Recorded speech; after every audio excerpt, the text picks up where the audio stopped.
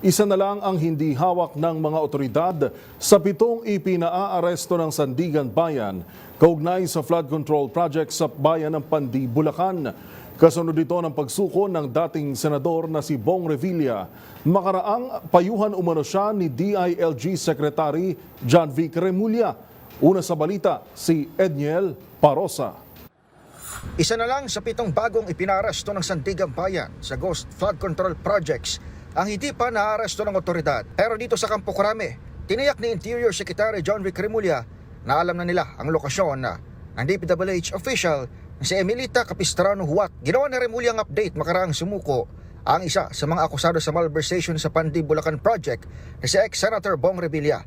Ayon kay Cremulya, tumawag sa kanyang tinawag na long-time friend nang ilabas ng 3rd Division ng Anti-Graft Court ang mandamiento de aresto kahapon. Siya raw ang nagpayo kay Revilla na sumurrender sa Philippine National Police, bagay na ginawa ng dating mambabatas pasado alas 8 kagabi nang siya ay personal na nagtungo dito sa Campo Crame.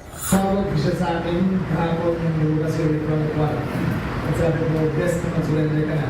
At pinunod ko na siya dito sa CAD. Kung siya nagpawala.